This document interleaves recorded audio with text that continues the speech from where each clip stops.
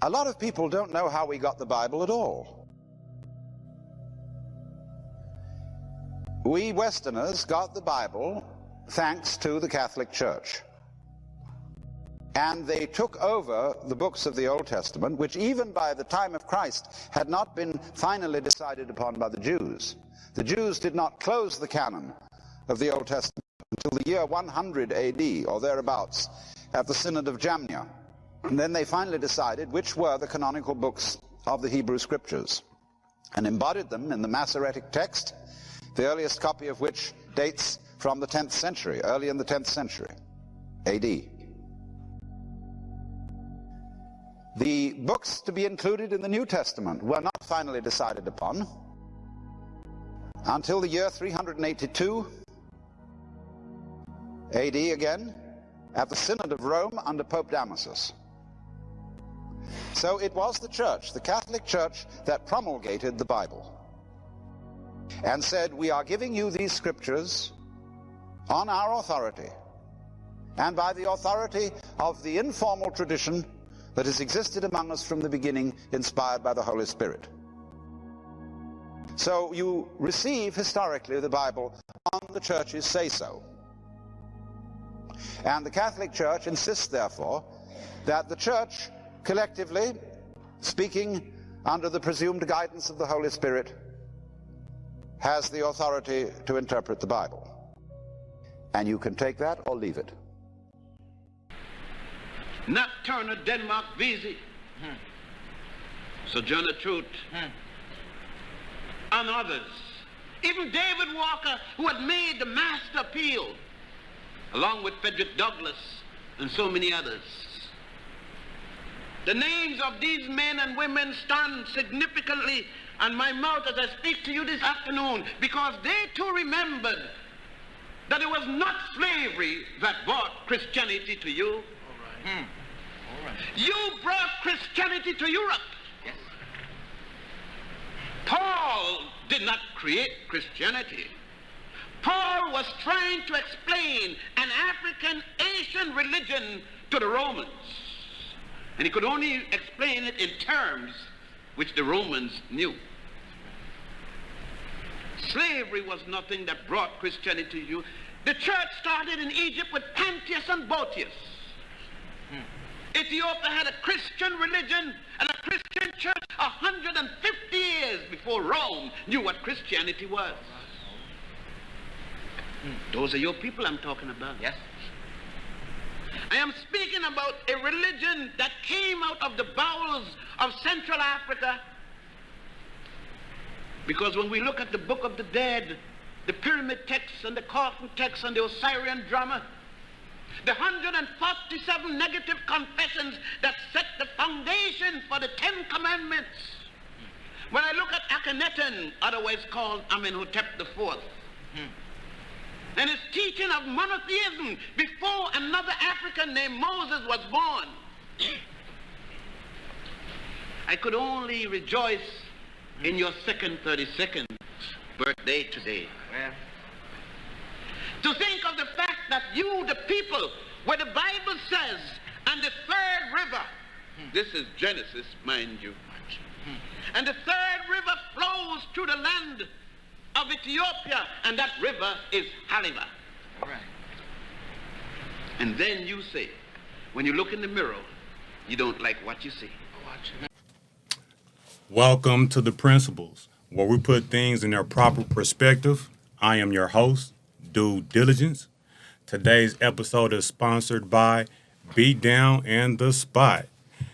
I have special guests today, Jameson Ballard. Ow. Lorenzo. What up, what up? And Beat Down.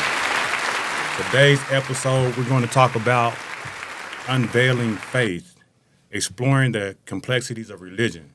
So we're just going to have a nice build and just kind of just, look at the intricacies of religion, just kind of break it down, just kind of say what we agree with, don't agree with. We just gonna break it down, all the way down. Let's start by defining religion, because I think that religion is kind of hard to define, and I think religion is different to different people, depending on where you at, depending on what culture you're brought up in, depending on where you at on the planet, religion is different to different people. But I would say, in general, religion is the belief in something supernatural. I think it necessarily can't really just be religion without the belief of something that's just outside of yourself or just like outside of the natural world. So how would you define religion? I mean, my point of reference is gonna be the Bible on everything. Religion is always like, to me, the way it look is just something you do religiously. Now, I am a spiritual being, so as far as that, but religion is kind of like what most people would believe in, or their belief system. Okay. Can you define religion? What is religion to you?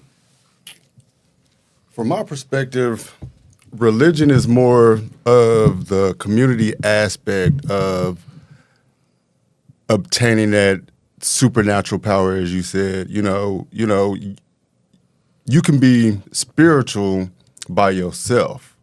It takes the community to come together to make it an actual religion. That's why we have these different denominations of so-called Christianity. Okay. Be down. Wow, three amazing difference. Religion is a form of mass control. Religion is like a set of people looking for a Christ, right?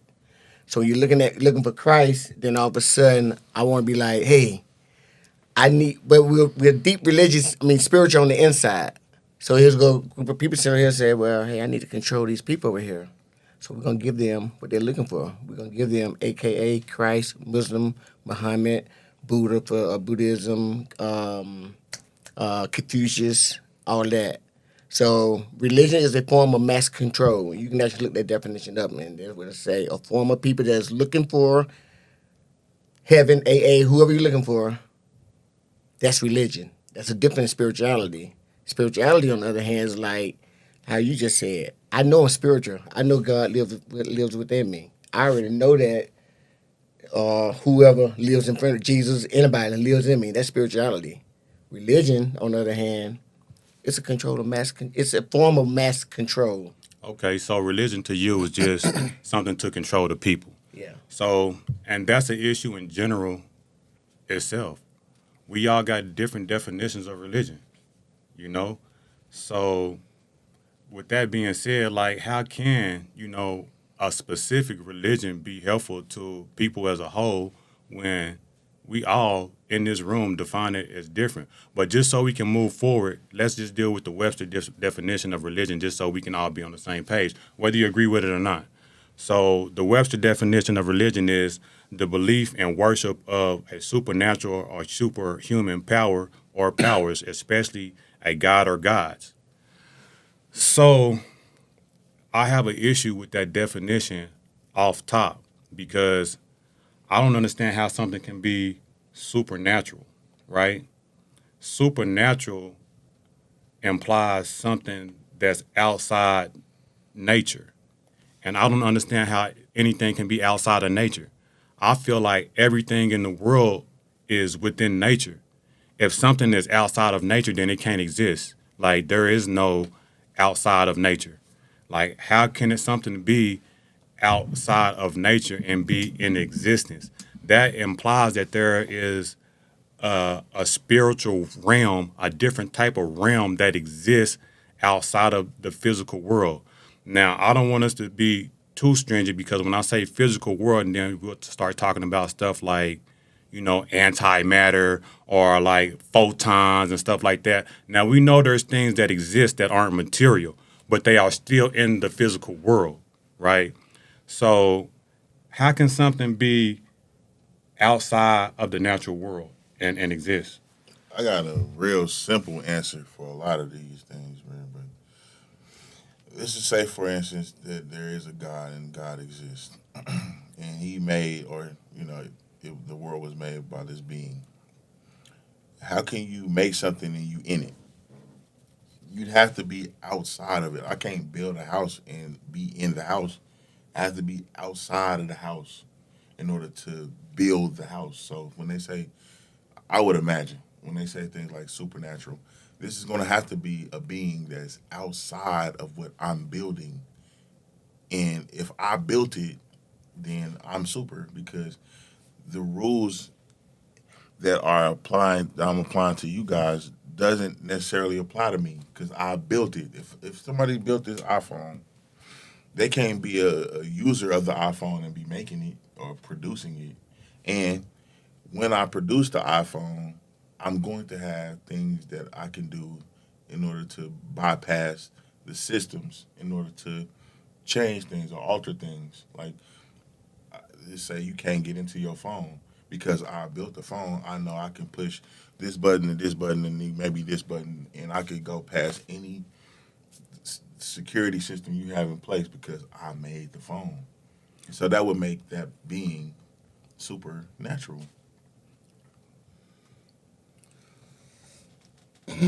That's, to me, that's kind of hard. I mean, kind of like to let me back off of what you were saying, because parts of that I do agree with, but I feel like there's no way that you can go outside and say that something greater than yourself did not create this. Just the existence of the tree there, you know, you didn't make it, so somebody had to make it. It didn't just appear. We didn't come out. None of us came out of the primordial ooze. That there's no way. I mean, so let me delve into evolution with that. You know, there is no in between species. So obviously, everything was made all at one point. There's no in between. So there has to be something supernatural or outside of our understanding. Those are good points. Well, to feed off what you just said, and I thought of something right away. You said it can't be on the outside, but if you're going to read what the Bible said and how God talked at the beginning, everything was a thought. So something had to think about the trees, what you just said. Something had to think about the planet, the moons, the stars, the evolution of man. Something had to think about that. So what was that thought about all of that and formed what we are here now? Because he said that we can do the same. We think, and it becomes same thing. The thought wasn't the issue. The issue was, what if it's in this can be supernatural? What is supernatural actually? And then supernatural is simple. It's something outside of what natural is. Now we as men, a lot of us can only imagine what we've already, what we can see and touch. Thought is something we all have as men, and that's something we probably share with God because God seen thought, and then before it became, and then with our imaginations, you can have something in this room that you created didn't start out like this. It was in your imagination first. True. As a thought. So in that way, we are like God, but you know, if you describe this to somebody like Judge John in the incubation of this, he probably looked at you like you was crazy. Like, I don't know what you're talking about, because he didn't have the same thought that you had. So, not to say that you didn't make a point. Your point was valid, but to try to stay on what he was saying, like he didn't understand like how it could be something that's supernatural. And I'm just like, in order for us to be here, a being more than likely had something to do with us, and it became. But it's hard for me to see how something could have that happen and still be a part of this world. So you believe in the Big Bang Theory? Negative. That's what you sound like when you said No. that. I'm saying I believe in God. I'm gonna just let y'all know now. I believe in God of Abraham, Isaac, and Jacob. And a lot of people would subscribe to Christianity, but I would almost say that nowadays I would consider myself more of a Hebrew. But I do believe that Jesus Christ, or Yeshua, was the Son of God, and through him everything was made, right? Just to put that out there. But before we go forward, let's establish that. So you said what you believe in. Do you subscribe to a specific faith or religion or spiritual system? No, not at all. I do believe that there is something greater than myself, so I would call myself just spiritual. Okay. Tanaris? I believe in spirituality, but I also believe that we came, what we taught was taught by the ancient god Anunnakians. I believe that because that's what I'm studying now. So, but on top of that, they were spiritual too. Okay. So let me get back to this issue because I like you guys' answers, and those are very valid points. I think we start off with some preconceived notions, though. I think that we are programmed to believe that in order for things to exist, there has to be a creator because how else can anything just pop into existence? I believe that that's valid. How else can things come into existence? I'm comfortable with saying I don't know. You know what I'm saying? And all I have to go off of is my personal experiences, and going off my personal experiences and the things that I have read. I have read the Bible a couple times. I've read other religions. I've read some of Islam's teaching. I have not read the whole Quran. I read Buddhism, Tao, so some different types of things, Judaism, and going back to the supernatural, how can something be outside of nature? I believe, we grow up believing that there is a creator. How do we get past that? You know what I'm saying? Like that is embedded in us. But I say that to say we don't have no other way of thinking of it. And I just try to stay open to other things. Do I know what it is? No, but I'm comfortable with saying I don't know. You know what I'm saying? So that's my perspective to you guys. I don't have the answer, but my position is I just stay open. Like, it don't necessarily have to be God to me. I wouldn't be mad if it was a God. I wouldn't be mad if it wasn't. But I'm just comfortable with saying I don't know. I feel like God just being by himself, wherever he is, just by himself, and then one day just deciding to snap people into existence, to me, into existence, I believe that is just as extreme as evolution. To me, these are two extremes. Which one has more evidence on their side? I think they both pretty much is the same. You know what I'm saying? Evolution has a lot of faultiness in it, and religion does not have nothing to stand on but scriptures. We have to take people's word for it. So they both believe systems. There are a lot of deficiencies in the evolution that I don't agree with. So that's where I stand on that. And as far as me, I didn't say what I subscribe to. And I would just say that I just, right? I kind of left that out. Where set you from? You know what I'm saying? So We already know. I don't really subscribe to anything. I'm just open. I'm just a learner. You know what I'm saying? Like, I just like to learn. Like, I go with stuff that makes sense to me. I don't believe I have to subscribe to no specific So system. not to cut you off, but what I'm hearing is that you have a problem with the higher power having a specific name. No, I don't. You don't believe in a higher power, do you? Like, I would say I don't. I would Well, say because- what reason would I have to believe in a higher power? Like, y'all made good points that those things, it's like implied. You would think that there is a creator, but that could be wrong. But I don't have no issue with no names. A name is just a label to me. I don't care what you call it. The question is existence. Does it exist or not? And why would I believe it? Like the point that you said, the tree. Where did the tree come from? Y'all believe that something created it and put it there. Me, I'm just like, things can, like, I don't know. Maybe things can pop into existence. Like, it had to be stuff. Stuff makes stuff. I don't know. Oh, sorry, bro. But there is way too much system in this for it to just came out of nowhere. It's too much organization.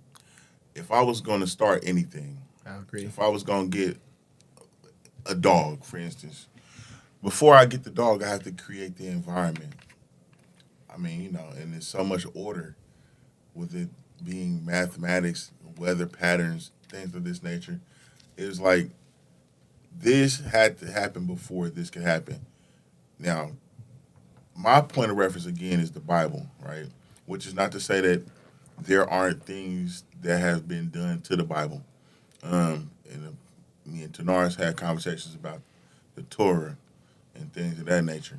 But because I speak English and I don't speak Hebrew, I don't know if the Torah is even something that would be translated in English. I haven't even done any research as far as that. But the fact that everything is so systematic with the way the Bible describes things, the light and darkness was separated, and then earth and water was separated, and with us being dependent on plants and plants being dependent on us in science, there's no way all of these things happen by accident. I say it does look like that, but looks can be deceiving. It does look like design. I can't lie about that. Even DNA looks like design. It looks like it implies a creator. But humans are resilient, nature is resilient, and things don't necessarily have to be, designed by some outside force. Like, we have intelligence within ourselves too. You know what I'm saying? Like, we have internal systems that operate on their own, whether we're thinking about it or not. Same as animals. Animals have intelligence. Plants have intelligence. It may not be the same intelligence as us, but I admit and I submit to you guys that there are a lot of things that's going on that I don't know how it works. So what brings us to the next thing, which is the phrase God of the gaps, right? God of the gaps is a term that people use when speaking in when we have these theological discussions. God of the gaps is when man don't know how something works, we interject God and say, okay, since we don't know how that worked, God did it. Since we don't know how man popped up, God did it. Early humans, we don't know where thunder come from. It's a thunder god. Let's pray to the rain god because we don't know how rain come about. Oh, we did something bad. There's an earthquake. So the further humans got in history, what it looks like to me, the more humans progress mentally, the less gods started to fall. The more gods started to fall off, the less gods we have. Whenever you look at history over time, you can tell that the more smarter humans got, the less gods we have, and we on the last of the gods. So I respect what you say, and it makes sense, and that's how we should think. Like, we don't know how this wouldn't be here unless somebody created it. So you would think the same as a dog, but nature can be counterintuitive. Things don't always work how we think things should work. You know what I'm saying? So I'm just open to other options. I don't know. I get it. I think with the help of technology and the things that we have to our disposal at this point in our evolution, because for one, it sounds like all these different religions are really telling the same story. They are. They might just be calling different things. But like I said, I subscribe to the God of Abraham, Isaac, and Jacob, and it's too much that in the earlier life, we had to be way more dependent on nature. We have grocery stores now, so we don't have to grow food. You know what I mean? But when you look at things in earlier times, like you didn't have your crop planted before you built your house. There was like an order of operation that had to be adhered to in order for you to guarantee yourself success. And a lot of us don't necessarily abide by anything as far as like order. They just we just do. We have the freedom to do because we can make up for mistakes. We have a lot more like margin for error at this point in our evolution. But during those times, if you was to travel from just North Carolina to Oklahoma, you'd be a whole different group of people by the time you got there in the early 1800s. You know what I mean? But when you got there, you would have to be trying to plant your crop into the dirt at a certain time of the year in order to guarantee yourself success. And then you would build your house while you're waiting on your crop to come around. And then you would get somebody to help you, maybe a woman.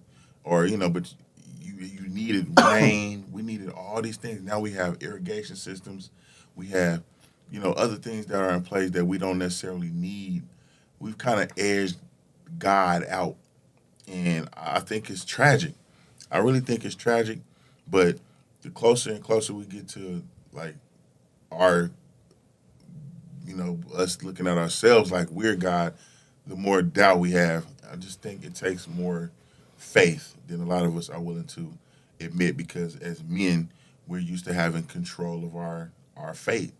But like I said, faith is the evidence of things hoped for, and the evidence of things, the substance of things hoped for, and the evidence of things not seen. I can't see the air that I breathe, but when I need it, I got the recipe for water right now. It's hydrogen 2 times, oxygen once. But I could put that together and it's not going to come out like that. So it's like a lot of things that are unexplained, and I don't necessarily have to have, I don't have to be able to touch things in order for me to believe. If Tanaris told me that this place was going to be a podcast room 3 months ago, I would just have to believe that that's the case.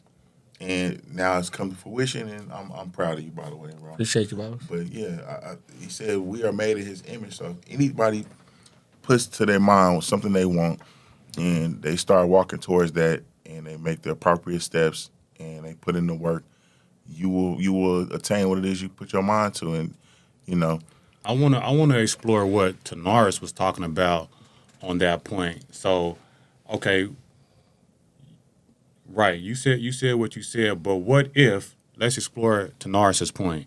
What if it's just a mechanism in order to control people? Because we can look at times in history to where things like this occurred, like state-sponsored religion, different cults and things like that. So could it even be possible that it's some BS to you? I don't. The reason why that's a rhetorical question, because you subscribe to what you subscribe to, right? But on the other hand, to Norris, he's open to the fact that this can be used as a weapon to control people. And what about that? You know what I'm saying? Like, what about that part? So let's just go through some historical aspects on how religion can be used as a tool, and why you have to be careful, about religion also, because, you have religious wars, you know what I'm saying, to where, oh, God gave me this land, it belongs to me. You know what I'm saying? And then people coming and slaughtering you in the name of God. Now, how am I supposed to take that? So when somebody pushes up on you and say, you supposed to be a slave because God told me I can have slaves and you ain't know my religion, so I believe his God? Or what about when... And I don't mean to interrupt you, but that kind of goes back to my point where I said the community is what actually makes the religion. You know what I'm saying? Absolutely. Yeah, like absolutely. A group of people believing in one thing or another thing. right. But the whole thing is, it's not one thing. That's the point that I'm making, because these are different communities. You got the Right. Muslim God, Right. you got the Christian God, you Right. got all and these guys is fighting. So we're talking about religion in general, but we dealing with the Western world tradition, the Abrahamic traditions. But how are we supposed to deal with the political aspect of religion and the different guys? How do I know what God to choose? Simple to the fact. You said something about a tool. You said about a tool. You said something about believing in God. God, I'm sorry, they use Jesus as a tool. God today, the Gap, is a tool. So if I know that you're searching and you're hungry for your religion, your faith, guess what?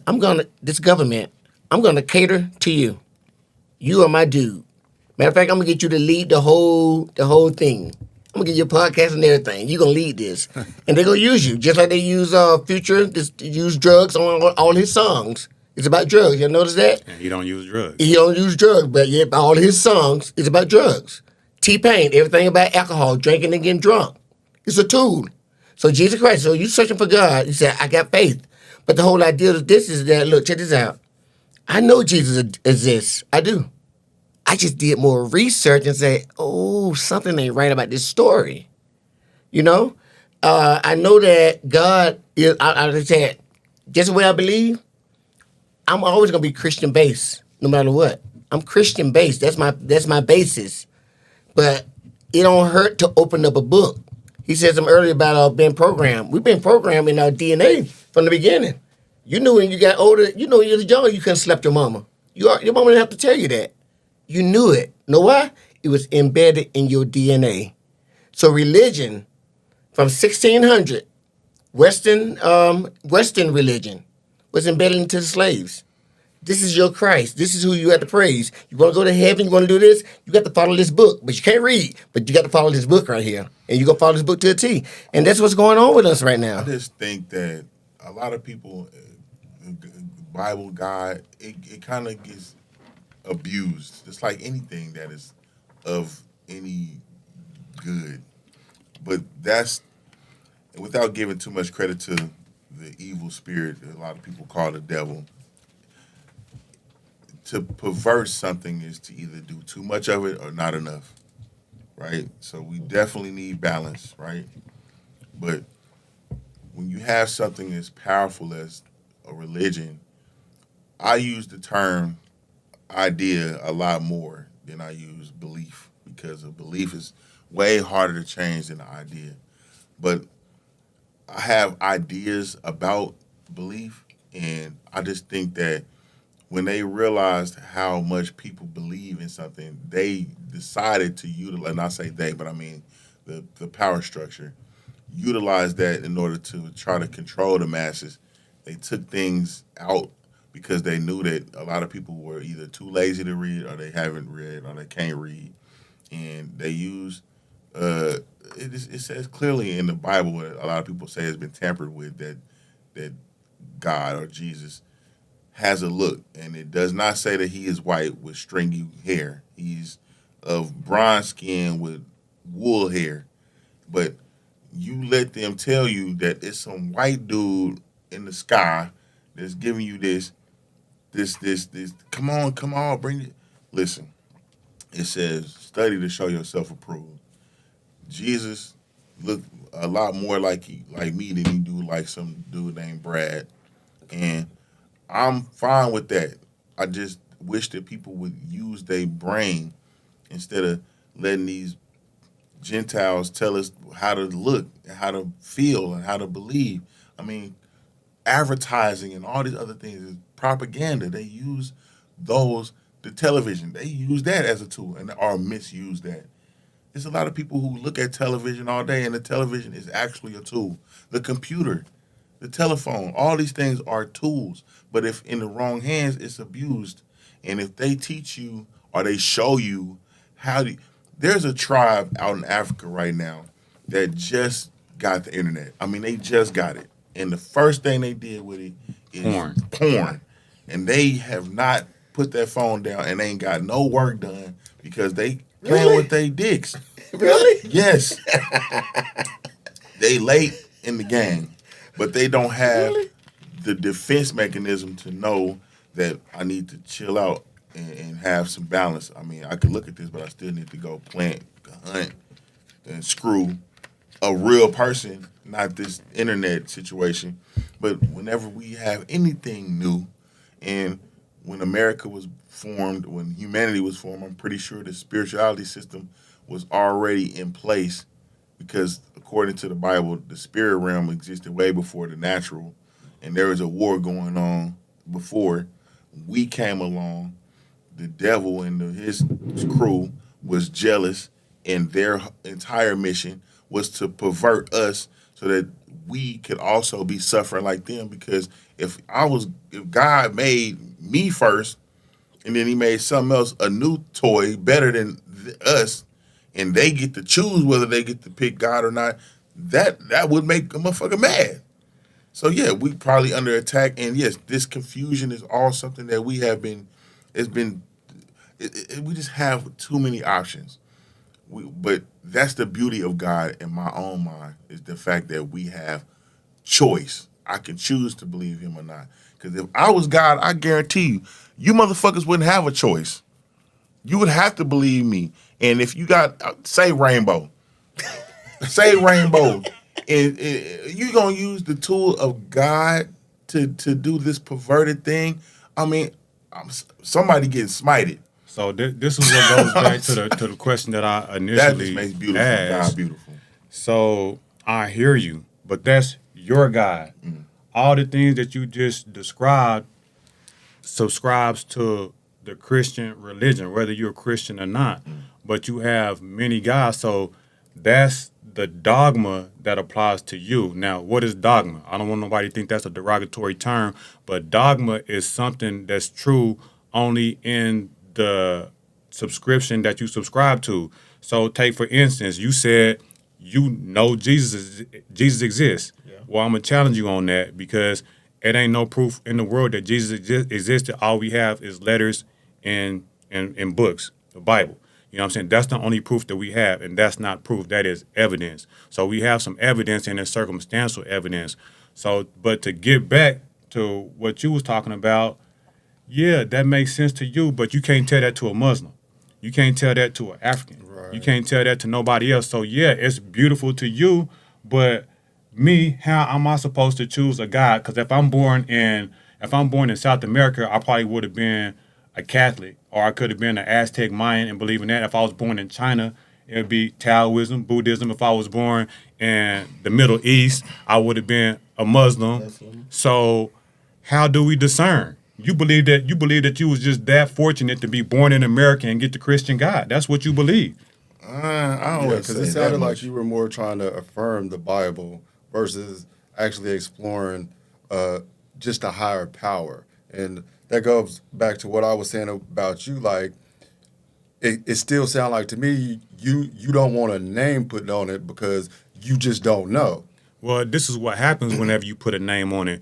Whenever I say God, you already then put the framework to it because God goes to what religion? Right. You know what I'm saying? Whenever you say God, Allah, Allah, it comes with preconceived notions. So so whenever you do that, so that's why I try to stay open because there's a term called anthropomorphizing, right? That's a big word, ain't it? Put that on the screen for me, John. So to anthropomorphize means when you attribute human-like attributes to something that's supernatural or something that's not human. To say, like, whenever we look at a dog and say dogs love, well, how can a dog love? Because those attributes belong to humans. We don't know if anything else love. Whenever a dog saves his puppy from getting mauled by another dog, we look at it and be like, man, you must, but it could just be instinctive. So we tend to put our human traits on different things and describe things that are like us. So I say that to say is the phrase is God made man in his image, but it could be in the reverse. Man made God in his image also, because whenever you look at everybody's God, whenever you go to China, what they God look like? Whenever you go to Islam, what they got, everybody's God look like them. So the guy, how did it go? Well, they said we're made in God's image. So if you go to China, you go to southern China, right there close to Africa, he got locks. Right. You know what I'm saying? And what Buddha got in his hair? He got locks too. Yeah. They look like little snails but they twisted down and close to his head. Yeah. So it looked like a lot of people are worshiping us in a lot of ways. But why not? I mean, we have a lot of like more familiar things in common with plants than a lot of other things. You know what I'm saying? With us having melanin, they have a chloroplast. Which brings me back to the Anunnakians. I know you don't believe it, but that's their image. They don't exist. That's their image. They were black, dark, with the locks in their head. Those were the Anunnakians. Now, if you go back and look at all the statues and everything that was up, the big statues from ancient times, that's what they was. They was locks. So when you look at that, you're like, well, damn. You start trying to make sense of the region that they was in. Right, you know what I'm saying? Mesopotamia. Exactly. There were no white people out there. But yet we get, what's that artist's name that painted the Last Supper? What's that artist's name? Michelangelo. He was ordered by the Vatican to paint them that way. Now, the Vatican, it seemed like to me, and this is not no shade to anybody that's Catholic, but it looks like they are like the authors of confusion on a lot of things, with them changing the calendar and authorizing the days of the week being different, and people worshiping on Sundays. It's a lot of bullcrap coming from that direction, if you don't mind me saying so.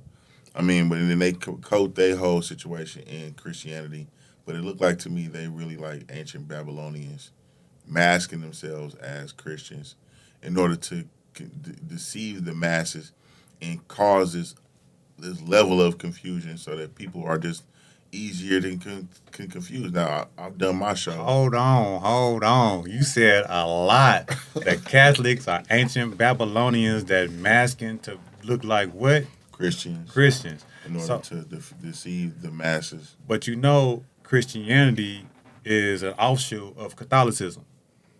Exactly. Is it? Yeah. It is.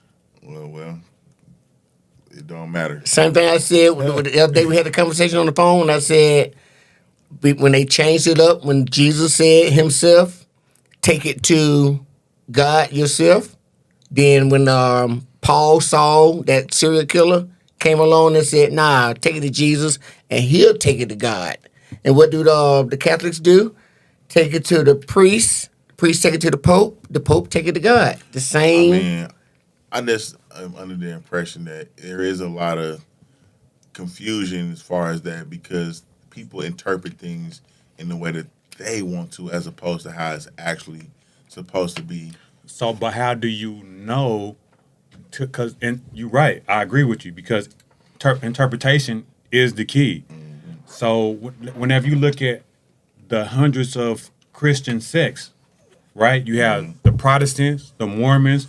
That's all because of interpretation. And this confusion, but how did you know you got the right one?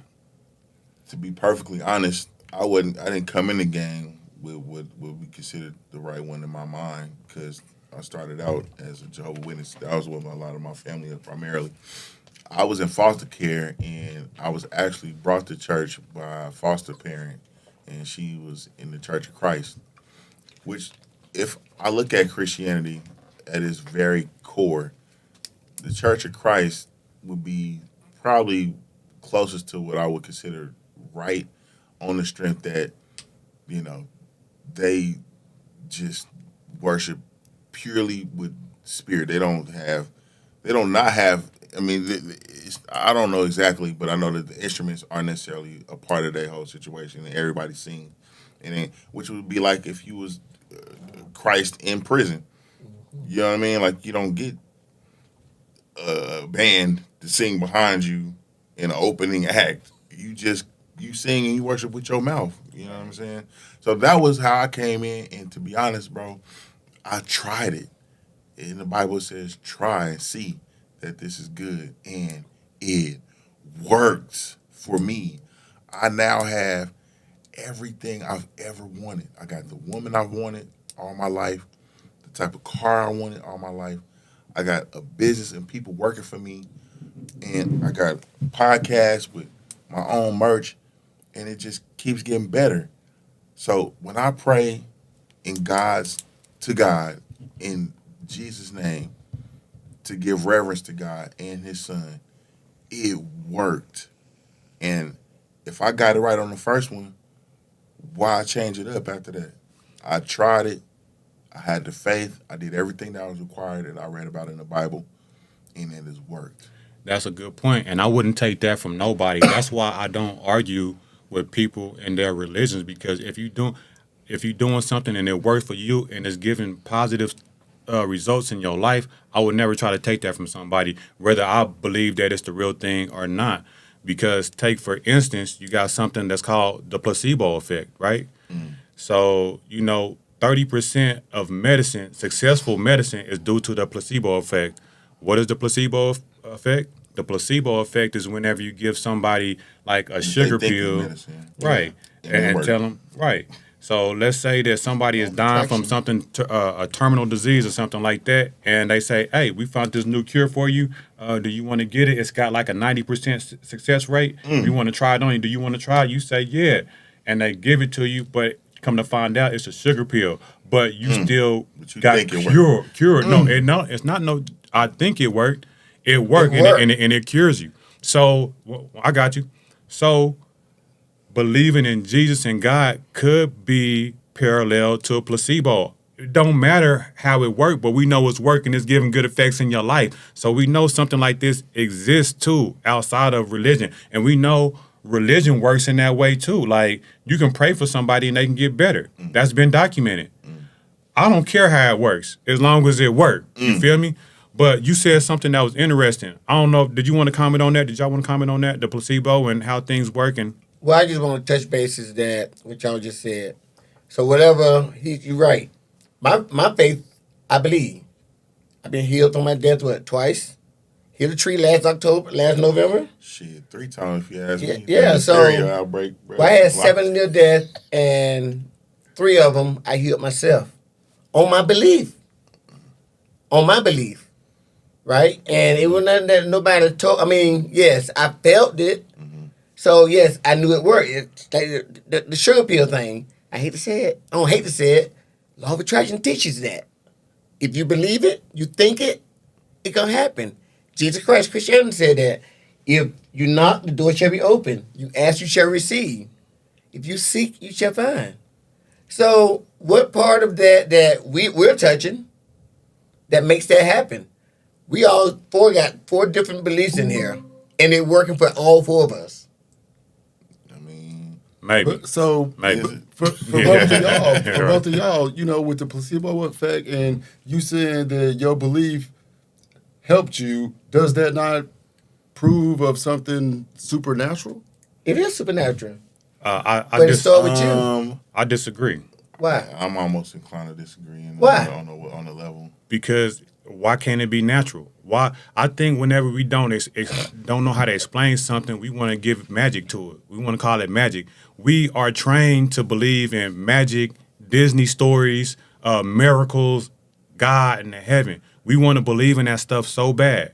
You know what I'm saying? What do we have to believe? If I believe in something, so let me give you an example in science to where it can work too.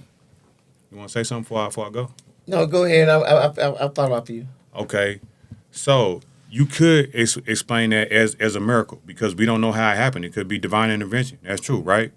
Or we can say it's something that the body does. It's naturally within us.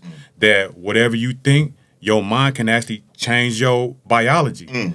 That's science too. You got epigenetics. Epigenetics proves that as some outside factors can literally change you genetically. I want everybody to look up epigenetics and how it can change your biology. Anything like your mom can have something happen to you while you in her belly, and it can change you. You can feel the effects of that. You know what I'm saying? So we have these indirect things that can happen too. So I can see it as natural. I have seen stuff that I can't explain. You know what I'm saying? But I don't attribute it to supernatural. I just don't know. I believe it's inside of nature. So, just because something happens that I can't explain, it does not have to be supernatural to me. okay. It's just So what if unexplained. it's God power? Jesus said to Peter, you can do everything that I can do, even more. If you have faith, believe, and don't doubt, right? So what God said, I thought of you and you became. Right. What did God say? If you think of something, you become. Law of attraction says the same thing. You are like attract like. Whatever you think, whatever you feel, whatever you smell, it's gonna show up. I think it So can. I'm not. hold on a second. So therefore, me healing myself, believing that I can do it without Christ, but Christ as a instrument in my head because I know what He did. You know what I'm saying? Thinking the words what He said. He said that you can do anything that I can do, even more, even on a bigger scale. Believe, have faith. Oh yeah, number 1, drop fear. Don't fear, because fear is what's tricking everybody into God too, or to Christianity, or to whatever you're doing, right? So think about it. So what was that I said when that doctor walked in my room and told me, said, Mr. Turner, you're very sick. And the first words out of my mouth was, no, doc, I'm healing. Mr. Turner, you don't understand. You lost both of your kidneys. Okay, doc, I'm healing. That were my exact words. Mr. Turner, you lost your liver. Okay, doc, I'm healing. And she kept on going on, and I just finally stopped and said, stop. She said, what? I said, you focus on the sickness, I'll focus on the healing. I'll be out in 2 weeks. 2 weeks later, I walked out the hospital and never been back. And so from that don't, to me, that doesn't say miraculous. To me, that doesn't say divine, because people almost die every day. And I don't want to take. They believe what the doctors say. Let me speak to what you said. People almost die every day. I've almost died. I'm sure he's almost died. Have you ever almost died? A lot of people have almost died. I've been in car accidents, flipped cars. I've been shot, stabbed. I just feel like it wasn't my time. It don't necessarily have to be divine. Now, you may feel that it's divine or you talk to God, and that's fine with me. But like you said, that's what you believe. And if that helps you get through, but what about how I believe it? It could be my way too. And then this is the point I want to get to. You take those words from the Bible to be Jesus' words. I don't. You know what I'm saying? Those could just be stories. Those could be placebo. It could be brainwashing, like you said. So you see it as brainwashing and the truth at the same time, which is kind of contradictory. So, but this is the point I want to get to about these stories of the Bible. We know you have these reoccurring themes throughout history. So, and this is back to what you said, because you was like, you have these ancient, stories that are principally the same as the Christian stories too. So what are we supposed to do about these stories that are before Christ, and you have these Christ-like figures before Christ, whether it be in the Mesopotamian times, the Sumerian times, even the Egyptian times. You even got some Christ-like figures in Asia times. The more you grow up in time, you see these same figures and these same stories, these flood stories, these saviors, these miracle workers. How do you reconcile that with your religion? For me personally, I can just take it back to something as simple as like the game. And when I used to play the game, as far as like on the Doughboy side, whenever you had that issue, it was going to be somebody trying to shortstop your issue. And if we talking spiritual, if the devil knows that there is a God and his son is coming and he don't got much time, why wouldn't he be smart enough to like get ahead of that and try to make it look like this is happening first? Because it ain't about who can tell a story a lot of times. Say that again. If I was the devil, for instance, which I'm not. Obviously. Put on bones. And I knew that God had a plan and he had a kid that's going to come. And I had some time. Why wouldn't I shortstop God by having stories that look similar beforehand, so that when it actually come, I have these things to make it look like this was copying off of me. Oh. So it's like, and that's just that's how I would look at it. You know what I mean? That's how I do look at it. As far as the fear thing, I know he's saying that you shouldn't fear. And I don't disagree with that altogether. I understand that fear. Well, let him. I want everybody to touch that topic before you move to the next one. So, assuming, I don't know if you believe in the stories of the Bible or believe in Jesus or not, because you said you're spiritual, but what do you do with these previous stories that are like the stories in the Bible that predate the Bible? Is that an issue for you as far as?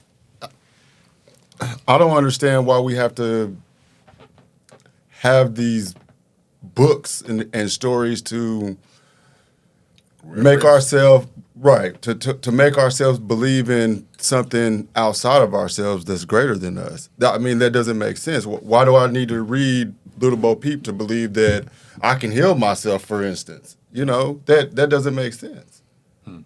Well, I mean, some people would like to see evidence of something happening before them.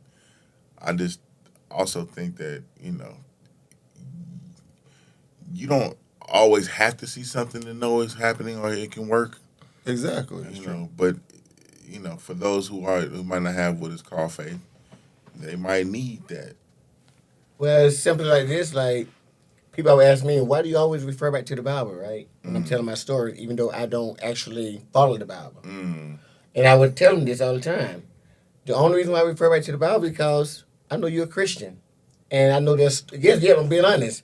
I know there's For real, for you. For you. Man, I know you're not on that set. I'm talking about in reference. There's a whole lot of people, right? That's why I stopped cursing. You know, That's the reason why you Because stop that's one of the cursing? reasons I stopped cursing Because because of the Bible? No. Because you No. loose Even- with the lips. Because his belief in the Bible. no, because I stopped cursing because when I'm trying to speak the truth, Mm-hmm. and my natural if a cursing, use profane language, Mm-hmm. the first thing I do is like when I say the F word, you gonna look at me and say, how could you be a Christian? How could you talk about that? And you got the cursing. So I had to I had to think about it. And not you, Jameson. You never say that. I get it. But I hear that a lot from a lot of people. I'm so confused. You know? Yeah, address the topic. Address the topic because you finna take us down a whole. I sure was. Another I'm thankful reference. thank for reeling me back in. What was the question? So these prior stories that are like the stories in the Bible, are like these other Jesus figures, are these different Paul figures, these flood stories. Does that have any bearing on what you believe in the Bible? Because you say you don't follow the Bible, but you believe in Christ. You say you don't follow the Bible, but you still respect don't cursing. So you still respect some of the tenets of the Bible, but you say you don't follow it, which is kind of confusing. But my question is, previous stories that are like the stories in the Bible, does that do anything to your belief of the Bible? Does that sway you, or can you reconcile that with the Bible? No, Like, because that's why do the- these previous stories exist that are pretty much, mirror Identical. stories? Because I studied outside of the Bible. Old man told me a long time ago, when you pick up the Bible, pick up a history book right beside it. Long time ago. So I understand that there's a deluge in every freaking community. Every region, they talk about a deluge. That happened a long time ago, according to the same time that happened. What is in a the deluge? The flood, the Great Flood. Okay. The Great Flood. So there's a Great Flood that happened in every. You go look at the Chinese, they talk about the Great Flood. You go talk about the ancient the Mayans, they talk about the Great Flood. You go read all these books, they talk about the Great Flood. So in each one of them got a different leader. Buddha, Christian is Jesus, like that. So I know it's bigger than what the Bible is. The Bible is only that small compared to a big behind world. Okay. So you have to go and study beyond, and once you see that it's different people talking about the same story. One of y'all said earlier, there's Buddha, there's Jesus, there's such and such, and then the list goes on. So you said something. So here's another issue, and you talked about it too, but you said you was talking about cursing and things of that nature, right? So another issue within the Bible is how things get lost in translation, right? Because curse, the way that it's used in the Bible is to wish ill will upon somebody. Means that you like Stupid. yeah, I mean, Dumb. kinda, Yeah, it's cursing. Cast a spell like a curse. Yeah, Right. yeah. If you stupid and you accept it, when somebody say you stupid, you stupid. well, that's different than That's cursing curse. somebody. But think about your grandmama back in the I day. Think understand. about your grandmama back in the Let day. me She said, finish this don't point. call him foolish. I got you. Let me finish the point, That's a right? curse. So we talking about things getting lost in translation. So we saying that you said a second ago, curse was profanity. Right. That's the point that I'm making. So in Western in Hemisphere. biblical times, curse meant to wish ill will on somebody, like he was saying, more like a spell. Like if you say break a leg, you know what I'm saying? That's actually a curse. You wish ill will on somebody. Like I hope they die. You know what I'm saying? Yeah. So wishing ill. But now in Western- in the present time, Right. we look at curses being profane language. So that's another way how things can get lost and misconstrued. Also, like the different names of God, El and things like that, they take that out the Bible and just use the whole generic term, God. So that leads me to believe that we missing some crucial things to where people just interpreting it however they want to interpret it. And now I got to trust the interpreter when I'm supposed to be trusting God. So how do I know people ain't putting their own biases and politics within the Bible? I would That just make sense? imagine. Yeah, I mean, but if it was so not right, why would so many people be trying to like get ahead of it or confuse it or misuse it? Or to me, that's just more evidence that that's what needs to be being used. It's like us. If we wasn't as powerful as we was, why?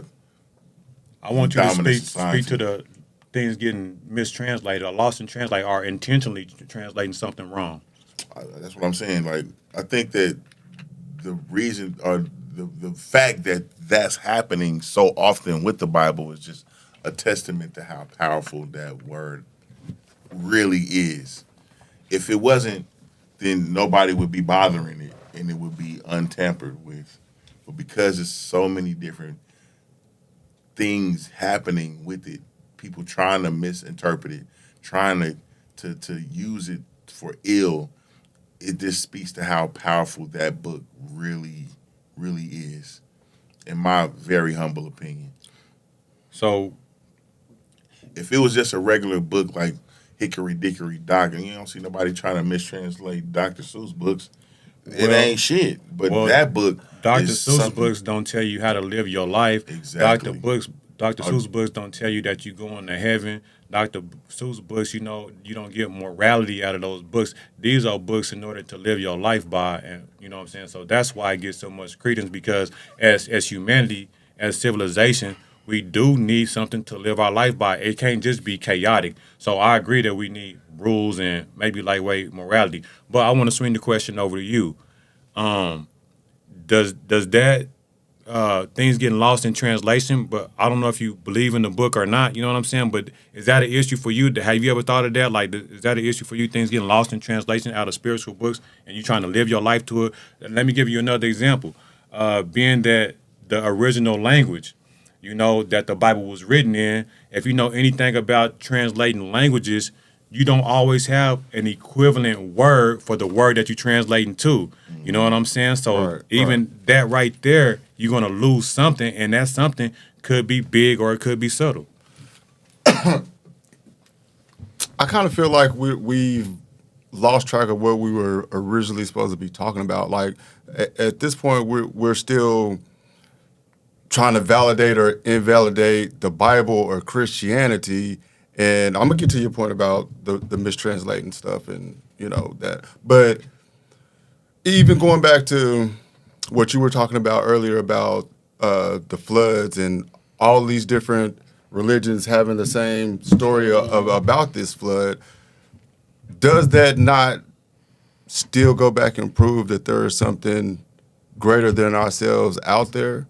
Because what caused this flood that everybody talks about? You understand what I'm saying? Absolutely.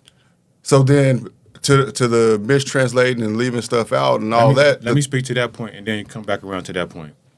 So again, I think that's God of the gaps.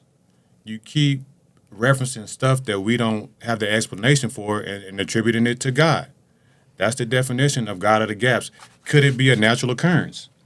Floods are natural occurrences. We know rivers flood. We know the ocean rises, and we have a hard time grasping 2,000 years of time. A lot can change in thousands of years. The Earth is really old.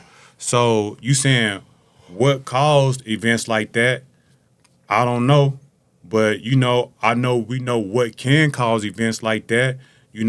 It can be natural occurrences, maybe a volcano, maybe we know that the Earth split apart at one time. We know it was all together at one time.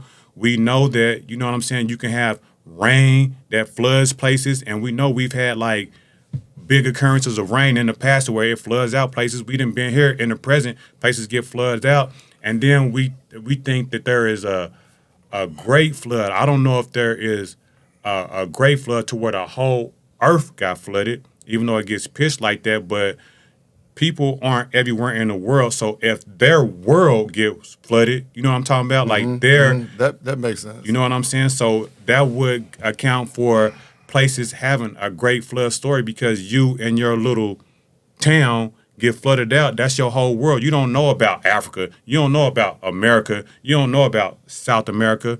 Your world is your world, especially 3,000 years ago. You don't have no conception of other people even nowhere else. Right. But go back to the second point, the translation. I got you. That was kind of hard because I feel like going back to like you were saying about the brainwashing and controlling of a religion, I feel like that's what that's all about. I'm going to intentionally leave this out or mislead you this way to control you to think like me. Mm-hmm. I mean, plain and simple. I agree. I want to touch on the flood real fast. On the what? The flood. Okay. So I do a lot of reading, do a lot of research. but the Dead Sea Scrolls mentions the flood. One of the things that was left out on purpose. We had this conversation a couple of weeks ago about the planet Nibiru, that other planet that came through that Anunnaki zone, a.k.a. God, a.k.a. the people that put us here, the one that said, let make man our own image. When that planet came close, in between Jupiter and Saturn, it caused a mass through the whole area that Earth shook so hard, and it melted it got extra hot, and it melted the polar caps. That was your flood right there. It's in the Dead Sea Scrolls. You're gonna read. You go and look it up. It's there.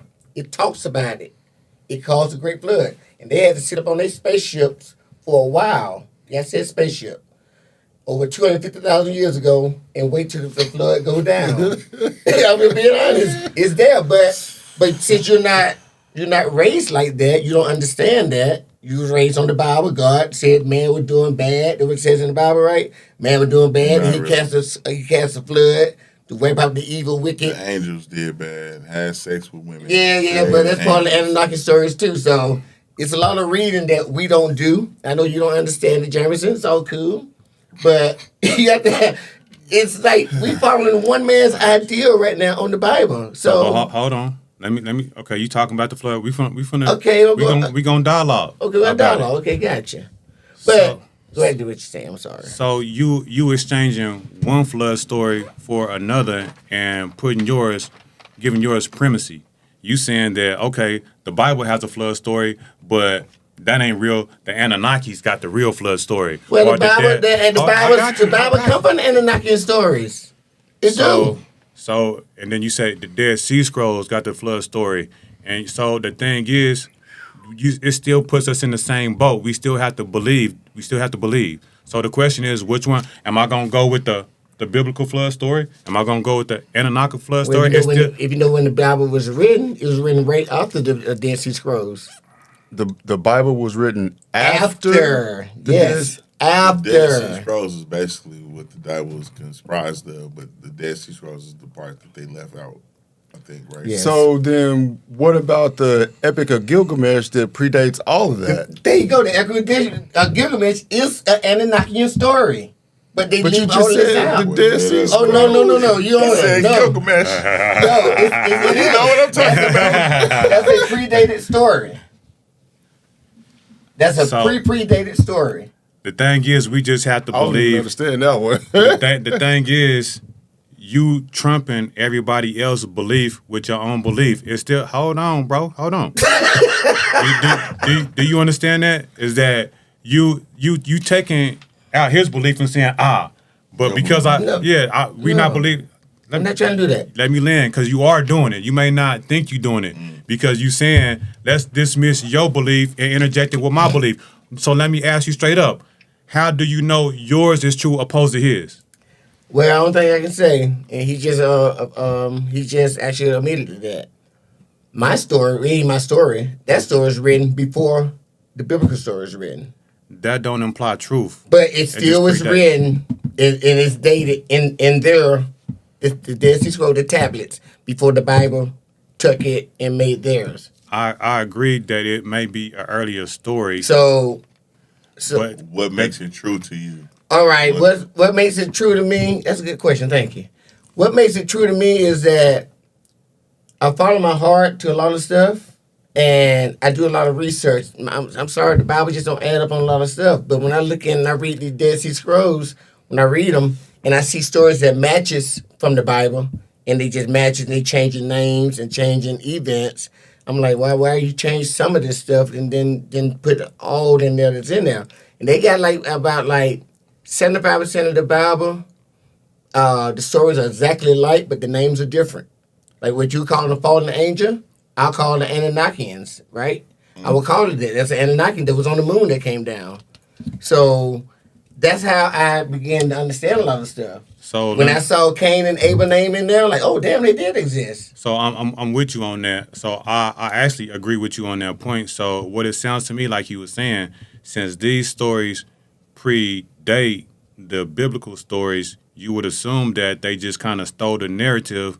You know what I'm saying? And it's more than likely that the root is true, and these are just derivative stories. So that's kind of my perspective too, because I look at like ancient Egyptian mythology is what they call it, and their creation stories and they myths. A lot of it mirrors Christianity, and I'm more inclined to believe what they had going on, not in their mythology and stuff like that, but in their culture and things of that nature. So I do agree with you on that point that the further back you go, you probably gonna have more truth, and it looks like these stories are getting repeated into different cultures. These cultures is moving across the world. I mean, these stories are moving across the world with cultures. So how they say, man populated the earth is, which people may not agree with, but what I do subscribe to the out of Africa theory, which means that the oldest men on the planet was in Africa, and then they populated the rest of the world. Well, the oldest accounts of religion is in Africa, and these accounts go with the people. Now, whenever you get settled, it gets changed over time periods and things of that nature. So I agree with you in that sense. That makes sense to me. Now, you still have what's true. You know what I mean? Because things can get exaggerated over time. So I do think something happened, but is it what they thought it was 10,000 years ago? Like, man didn't know a lot of stuff.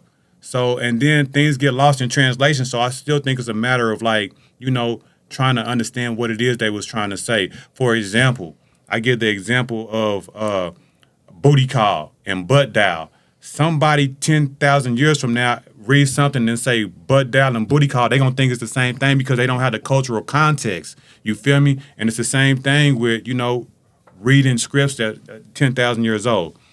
Now, I want to move on to the concept of evil. So you was talking about evil and what goes on with evil. Like, how do we reconcile evil? Because I think that is a religious concept, because we're dealing with the intricacies of religion, and they interject this concept of some evil being running around doing stuff to people. So I want to start this off with you. How do you feel about evil? Does evil exist in and of itself? Is there an evil being? Can a person truly be evil? What is evil? I think evil exists only to your understanding of what evil is. When you're a baby and your mom's in the kitchen cooking and the stove is hot and she tell you not to touch it, at that point she's training you that, hey, look, this is hot, this will hurt you, don't touch it. The same concept with evil. Your perception of this being bad makes that evil to you. So because it's been told to you over and over and over and over again that this is quote unquote evil, that's what makes it evil. Indeed. Tanaris. I don't think evil exists. Oh, shit. No, I'm being real. In the fact that, I like that. In the fact that, what I mean about the devil, I don't think he exists. I think that it's in each and every last one of us in this room. I think that the ideal of evil is like what you just said. So the moment you don't touch that. So the people on the higher part, especially I studied slave history, they told us if we do bad, the devil gonna come and get us and he's gonna take us down to hell. That was told to our generation when we was like, not us, but our ancestors was enslaved. And they just passed it on down to us. The devil don't exist. The devil's, he's a fairy tale. I've never seen a haunted black man yet. Never read about it. Never seen it. Oh, haunted. Haunted. I'm sorry, I said it wrong. My bad. I'm sorry. Haunted. Possessed black man. That's the correct word. Okay. I never seen a possessed black man yet. They don't make movies about it. We don't read about it. They don't exist. Right. When you go to the Catholic thing, it's an exorcism. Oh man, the exorcism of Rosemary or something like this. Like, why only happen to those people? So I don't think it exists. I'm with you. Because I've never been possessed, and I've been on this planet for 53 years. Did dirt, seen people do dirt. Seen somebody blow somebody's head off with a 12-gauge shotgun. The devil didn't make him do it. He was just pissed off at the dude. You know what I'm saying? I just don't believe that it exists. I'm sorry. That's just my take on it. Jamerson. Can you repeat the question? So does do you believe that evil exists in and of itself?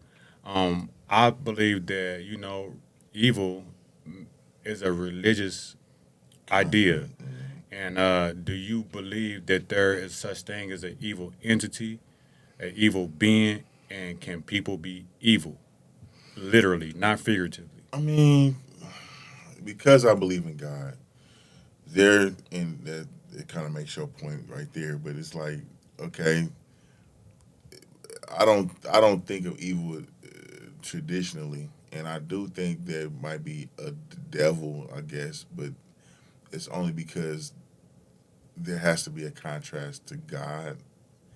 That makes sense. But in my own idea of this is that the devil can only harm you if God allows him to. So it's like an agent of God in order to like determine whether you as a human being are ready for the next level of whatever it is that you have coming to you spiritually. So yeah, I think the devil, You look at evil Yes, like a it's- test. yeah, like it's a promotion optional.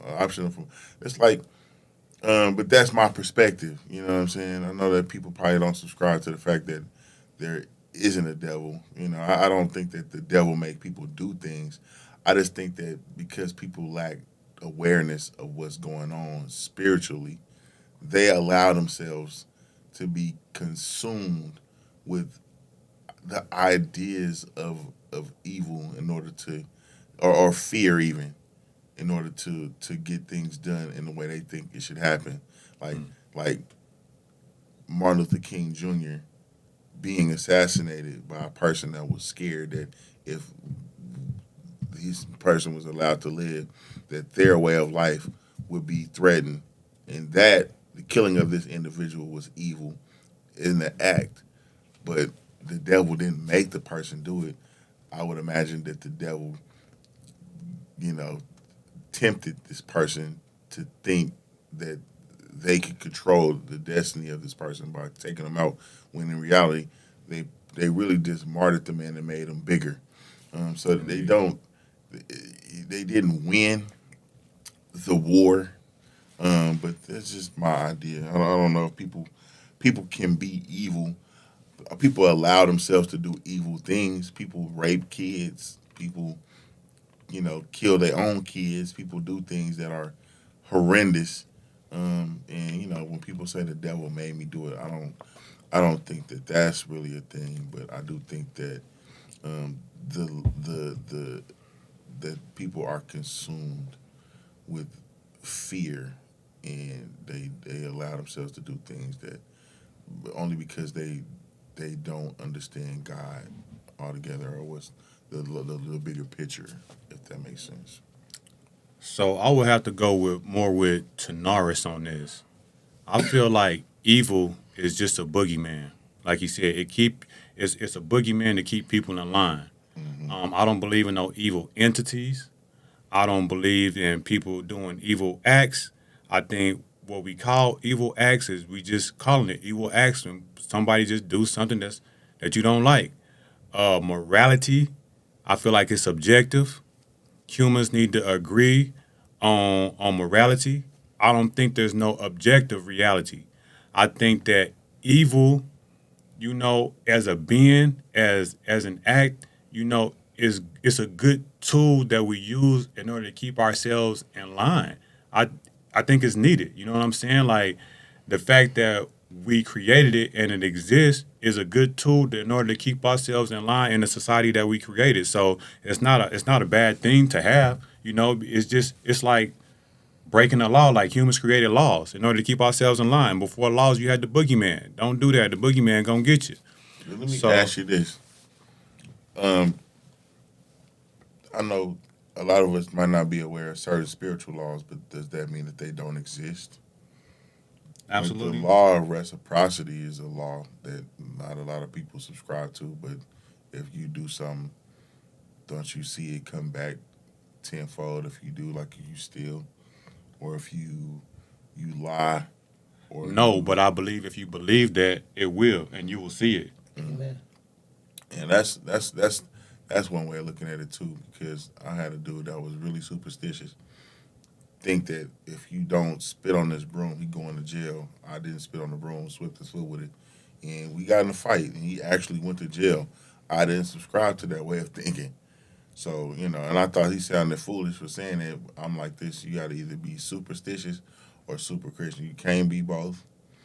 But again, I just think that it sounds like a lot of fence straddling going on. Like, ain't nobody really trying to pick no side, because if they had to pick a side, then they mean they have to abide by somebody's rules, and we as men, we just don't like to have to listen to nobody else. That's a good point. I don't. I want to get back on the topic of evil though, but you made some valid points.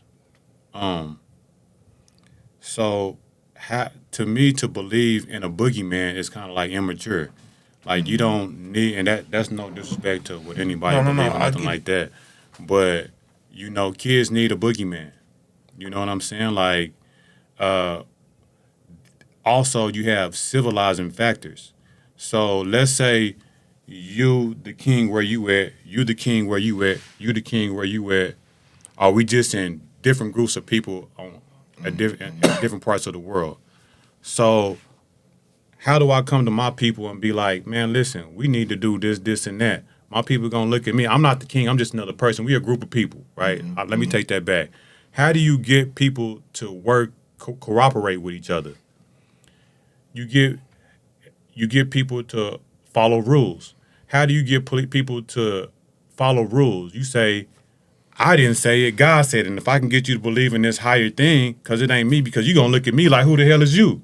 You know what I'm saying? But if I can get you to believe that God told me, then I'm more likely to fall in line and even die for a cause. So I'll be seeing these things as tools. And as far as evil is concerned, I don't believe it, but I think it's a good tool to have, because some people is just crazy and some people want to do whatever they want to do. You know what I'm saying? So if you give people this belief that if you kill somebody, you're going to go to hell, that's the only thing that's stopping them from killing people. But you got mature people that don't need a punishment to not do anything bad. Some people don't need a reward for doing good, and some people don't need a punishment to not do bad. Heaven and hell can be looked at as like a punishment reward system. If you are genuinely good person, you don't do good for the reward. You do good because this is a necessity. It's going to help the world. You don't need that. The good is in the deed, in the acting of itself. And if you are a mature person, you're not going to want to cause chaos.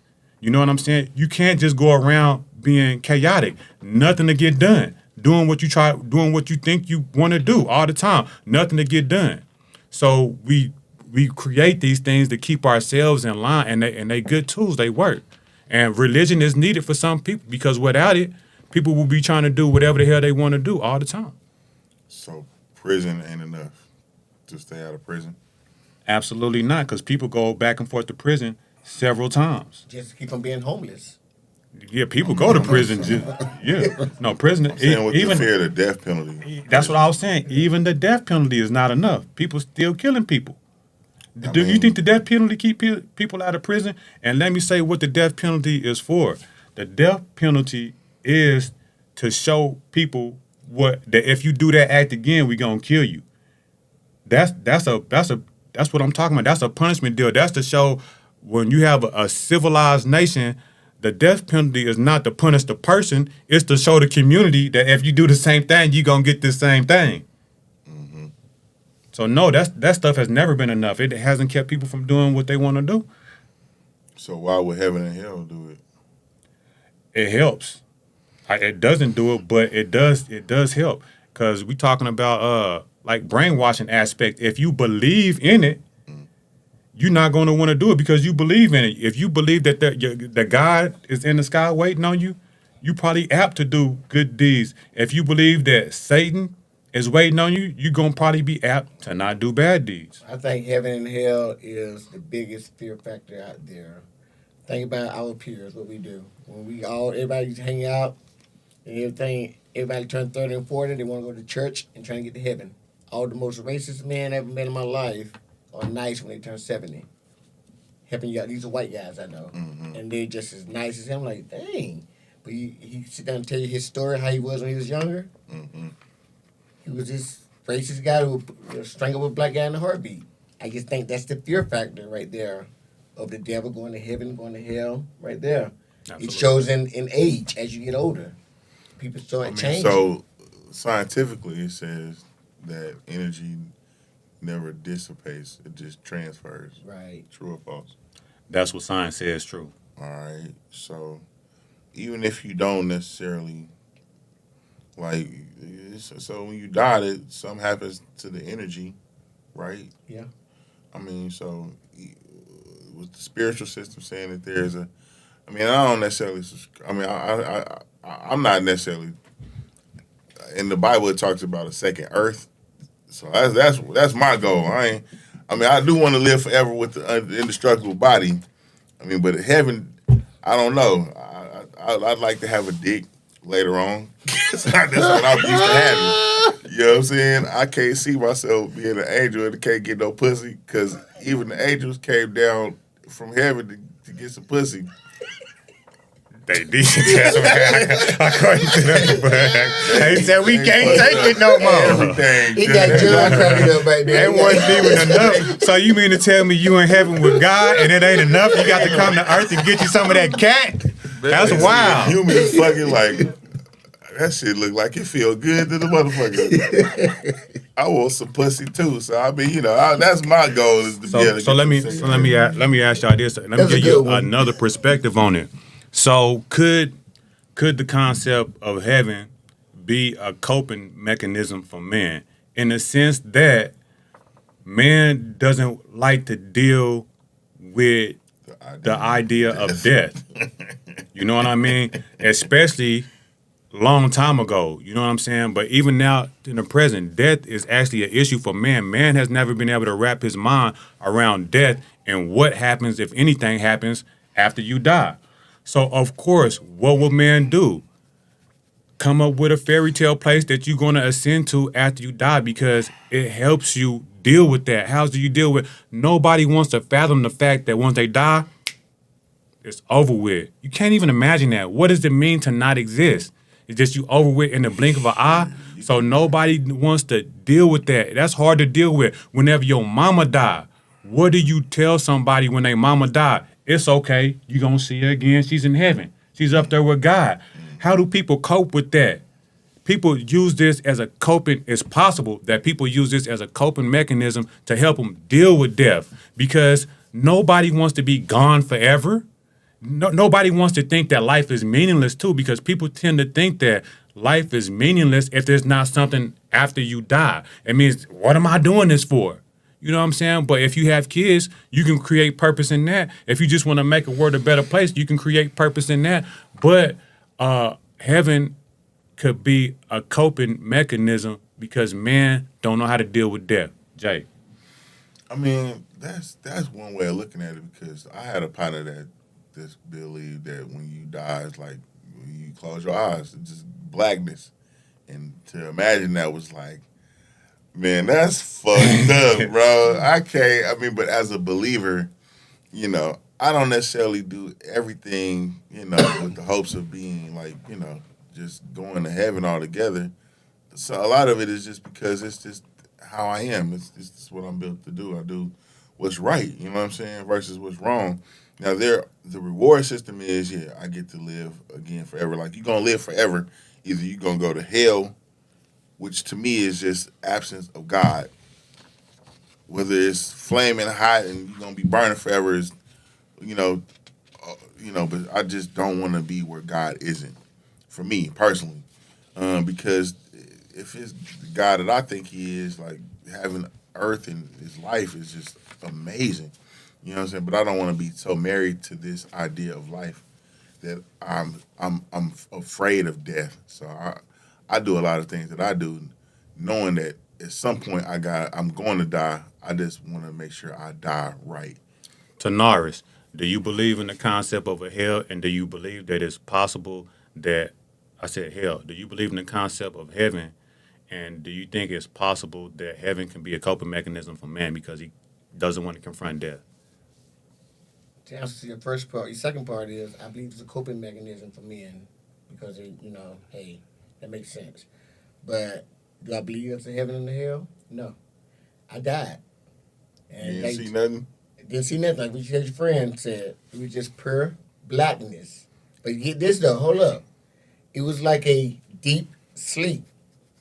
I didn't remember, and I try to tell people this.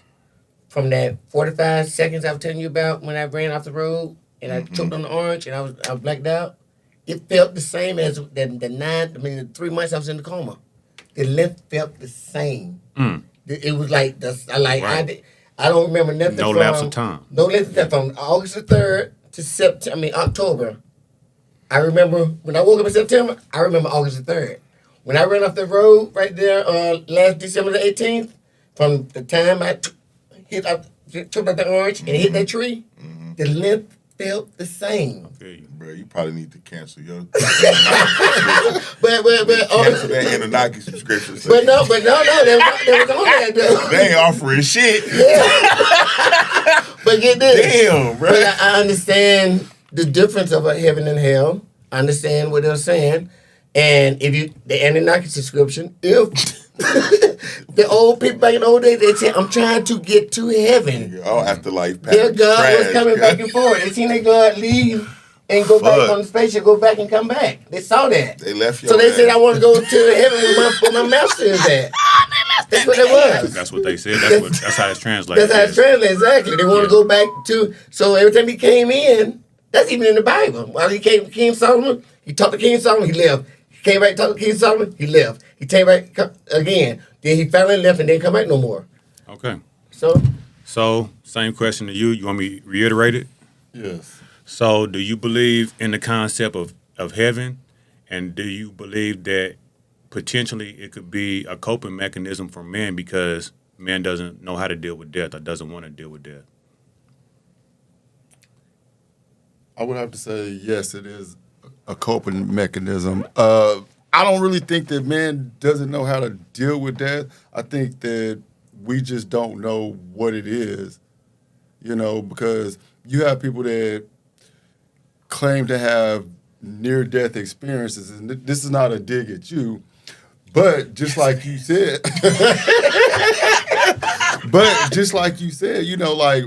how do we not know that death is just not a deeper sleep state? Because we could be dead and just really just in a deep sleep, and 3 months later wake back up. Have we seen that? No, not necessarily. But that doesn't mean that all these people that are down here in this damn graveyard in 10 years won't get the fuck up. We don't know. I think I think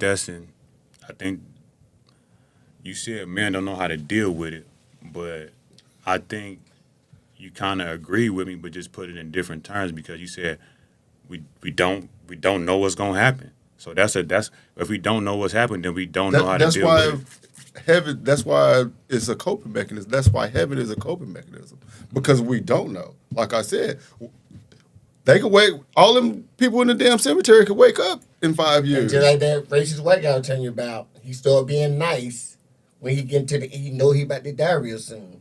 He love blacks all of a sudden. Yeah, that's his conscience getting on it. I heard a story. That's because he don't know what's going to happen when he stopped breathing. I heard a story about a dude. It's a church out there. They selling tickets to heaven, like they selling land plots to heaven, bro. $100 a square foot or something. Yeah. And there's people buying that, like, bruh, you Really? Yes. I was gonna say this for my podcast, but I just could not talk about this. It's a church in Mexico, and they selling land plots, and people they made over $1 million. People trying to buy property next to God in heaven right now, and it's ridiculous. brainwashed. Damn, I need some of that Played juice, on a lot of man. stuff, but I think that we some of us need that in order to do right, and there are people that are exploiting that, but it is kind of scary to think about, like, doing good and you don't get the reward that you had. And But what do you as atheists got? Y'all don't got nothing. But y'all even good. Like, So rob banks and kill people and get rich and do all that heinous shit because it's like you ain't got nobody to answer to anyway. It's just gonna be all black after this. Like the nigga turn the TV off. Why the fuck is y'all niggas even good? So we coming up all on the an hour bitches. and 30 minutes. I'm sorry. And I'm gonna leave y'all with a story like this, and this is to answer your question. So I did a little bit of time, right? Mm-hmm. And while I was doing this time, this youngster kind of like came up under my wing, but at the same time he was going to all these different other groups in prison. You got the Muslims, the 5%ers, the Christians, all these different groups, right? And so, and he came up to me and asked me one day, he was like, man, the 5%ers, they hard, whoop, whoop, whoop. I'm like, yeah, they tough, huh? He's like, yeah, I'm thinking about, getting with the 5%ers and stuff like that. He's like, but the only thing, he's like, they be calling themselves God and they don't believe in heaven. And then he said, what you think about that? And I just was like, man, like, I don't know about being God, and I don't believe in no heaven. And he was like, you don't believe in heaven? Then that just means you can do anything. It's a free-for-all. And I looked at him dead in his face and I said, yeah, that's what a child would think. But a man knows just because it's not no reward for being good and no punishment for being bad, that don't mean it's a free-for-all. That don't mean you can just do whatever you want to do. So I'm going to just end it on that note. This is The Principles. It was a great show. I appreciate you, fellas. See you guys again. Ow. Yes, sir.